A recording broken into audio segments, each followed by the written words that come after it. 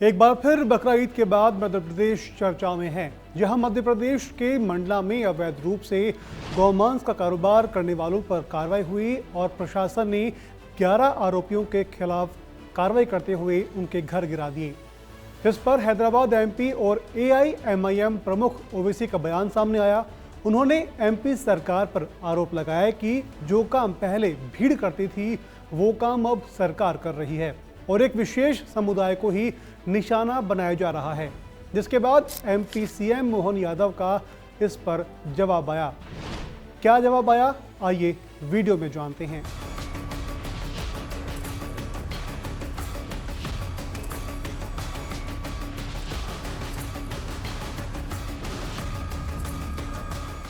ओवैसी ने 17 जून को social media platform x पर लिखा, 2015 में अखलाक के फ्रिज में रखे मांस को बीफ बताकर एक भीड़ ने घर में घुसकर उन्हें मार दिया था।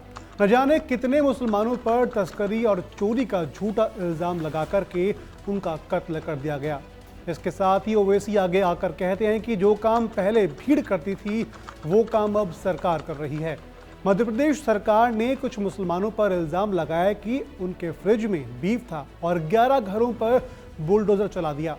नाइंसाफी का सिलसिला थमता नहीं। चुनाव के नतीजों से पहले और बाद में भी घर मुसलमानों के ही तोड़े जाते हैं, कत्ल मुसलमानों के ही होते हैं। जिन्हें झोली भर भर के मुसलमानों का वोट मिलता है वो अब क्यों चुप हैं? एआईएमआईएम प्रमुख ओवैसी के बयान पर मध्य प्रदेश के मुख्यमंत्री मोहन यादव अपना जवाब दिया।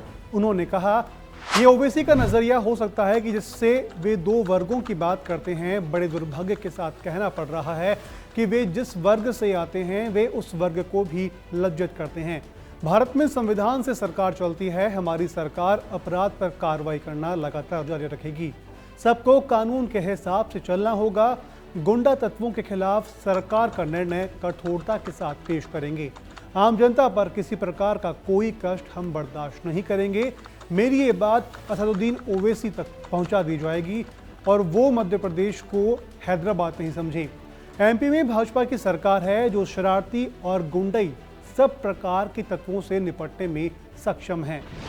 बता दें कि एमपी के मंडला में 14 जून की रात पुलिस ने अवैध गौमांस बेचने वालों के खिलाफ कार्रवाई की थी। मंडला के एसपी रजत सकलेजा ने बताया कि इन सभी पर कार्रवाई की जा रही है। भैंसवाई में जो फरार आरोपी हैं उनमें प्रत्येक पे 5,000 इस तरह से कुल मिला के 50,000 का इनाम घोषित किया गया है। साथ ही ऐसे व्यक्ति जिनके की पूर्व में भी गोवंश से रिलेटेड अपराध हैं और उनको बार बार करने के पश्चात भी उनके द्वारा इसको रिपीटिशन किया जा रहा है, उनके ऊपर एनएसए एक्ट के अंतर्गत कार्रवाई की जा रही है। ऐसे 5 व्यक्ति चिन्हित किए गए। सर, इसमें राजस्व की और भी अगली कार्रवाई इसमें अभी चूंकि उन्होंने नोटिस दिया था और प्रक्रिया के अनुसार उनके द्वारा अग्रिम कार्रवाई की जा रही है। पुलिस के मुताबिक स्थानीय सरकारी पशु चिकित्सक ने जब्त किए गए गौमांस की पुष्टि होने की सूचना दी है, तो वहीं अवैध मकानों पर लिए एक्शन पर एसडीएम नैनपुर ने भी कहा। दो तारतम्य में कार्रवाई की गई है। पहले इसमें कि जो कल पुलिस के द्वारा जो सर्चिंग ऑपरेशन किया गया था, इसमें गौमांस के कुछ परिवहन के या फिर गौ हत्या के संबंध में जो हमको जानकारी मिली थी, उसके पालन में कल जो इंक्वायरी हुई है उसमें 11 लोगों के गिरफ्तारी के परिप्रेक्ष्य में हमारे द्वारा भी इसमें इस टोले में जो निवासरत मकान है इसमें पूरा जो है वो घासमत की भूमि पे चूँकि दर्ज है, तो इसमें हमारे द्वारा तहसीलदार न्यायालय में प्रकरण चलाया गया था, जिसके तारतम्य में आज 11 जो मकान जो घास भूमि पे दर्ज है उस पर अतिक्रमण हटाने की कार्रवाई की जा रही है। बात यूपी विधानसभा चुनाव 2022 की करेंगे तो उस समय बुलडोजर मशीन लोगों के दिलो दिमाग पर छाई रही, जो चुनाव के दौरान भाजपा के प्रचार का अहम पार्ट भी रही। कई जगहों पर और जनसभाओं में यह चुनाव चिन्ह की तरह खड़ी दिखाई दी। यहां तक कि जब भाजपा जीती तो लोग बुलडोजर पर चढ़कर के जश्न मनाते हुए दिखाई दिए। कई लोग तो खिलौने वाले बुलडोजर सिर पर रखकर झूमते नाचते भी दिखे। तो वैसे ही आपको बताएं कि बुलडोजर का अहम काम कहीं खुदाई करना या फिर किसी चीज या ढांचे को ध्वस्त करना होता है। जब यूपी चुनाव का प्रचार शुरू हुआ तो विपक्षी की समाजवादी पार्टी के नेता अखिलेश यादव ने योगी आदित्यनाथ पर तंज कसते हुए उन्हें बुलडोजर बाबा कहा था, जिससे भाजपा ने खूब भुनाया।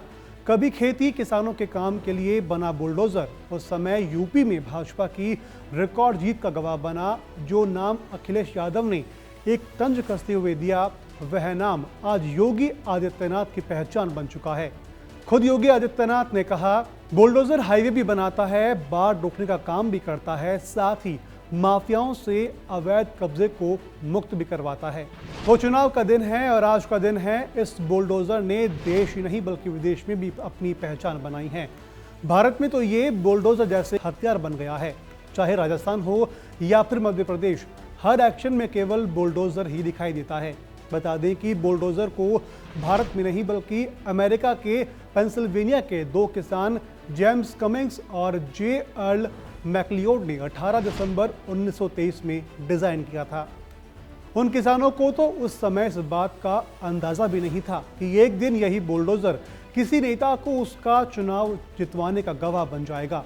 शुरुआत में इसका इस्तेमाल सिर्फ खेती किसानी में होता था, लेकिन धीरे धीरे इसका इस्तेमाल बिल्डिंग बनाने, गिराने, सड़क बनाने के लिए, हर जगह समतल करने के लिए, खुदाई करने या फिर मिट्टी, रेत, बजरी जैसे चीज़ों में बड़े बड़े कंटेनरों में भरने में होने लगा। शुरुआती दौर में बुलडोजर एक अटैचमेंट हुआ करता था जिसे किसी ट्रैक्टर या ट्रॉली से जोड़ा जाता था, लेकिन 1940 तक यह खुद एक मशीन बन गया।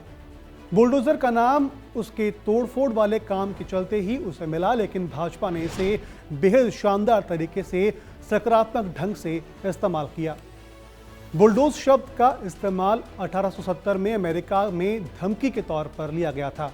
1876 के राष्ट्रपति चुनाव में भी बुलडोजर शब्द गूंजा और उसके बाद से ही बुलडोजर शब्द ताकत का इस्तेमाल करने वालों का पर्याय बन गया। इसी बुलडोजर की मदद से पहले विश्व युद्ध में हथियारों से लैस और बख्तरबंद बुलडोजर बनाए गए थे। रास्ते की रुकावटों को हटाते हुए जगह समतल करने की इसकी खासियत के चलते ही इसका एक दो नहीं बल्कि बहुत सारे कामों में इस्तेमाल होने लगा। योगी आदित्यनाथ के साथ बुलडोजर का कनेक्शन चुनाव में देखने को मिलता है, लेकिन भारत के साथ इसका काफ़ी बड़ा कनेक्शन है। इंडस्ट्री के मुताबिक भारत में हर साल करीब 40,000 बुलडोजर बनते हैं। यहाँ हर महीने में औसतन 3500 बुलडोजर बनते हैं जो JCB, Tata Hitachi, Mahindra, Escorts, AC जैसी कंपनियां बनाती है। भारत में बने कुल बुलडोजर का करीब 70 से %फीसदी उत्पादन तो अकेली जेसीबी ही करती है। अगर एक बुलडोजर की कीमत की बात करें तो यह करीब 30 लाख का पड़ता है। हालांकि जितना अधिक पावर का बुलडोजर आप लेते हैं उसको उसके दाम में आपको उतने ही चुकाने होंगे। तो ये था बुलडोजर के एक्शन का और विश्व में बुलडोजर का इतिहास। उम्मीद करते हैं कि युद्ध और चुनावों में काम में आने वाला बुलडोजर की जानकारी और वीडियो आपको पसंद आई होगी। अगर ऐसे और भी वीडियो आप देखना चाहते हैं तो चैनल को सब्सक्राइब करें और वीडियो को लाइक करें और शेयर ज़रूर करें, जिससे यह जानकारी और भी लोगों तक पहुंच पाए। इस तरह की और वीडियो देखने के लिए हमारे YouTube चैनल को सब्सक्राइब करें और बेल आइकन को दबाना ना भूलें। यदि आप हमारा वीडियो Facebook पर देख रहे हैं तो पेज को लाइक और फॉलो जरूर करें। हमारे अन्य सोशल मीडिया पेजेस से भी जुड़ें।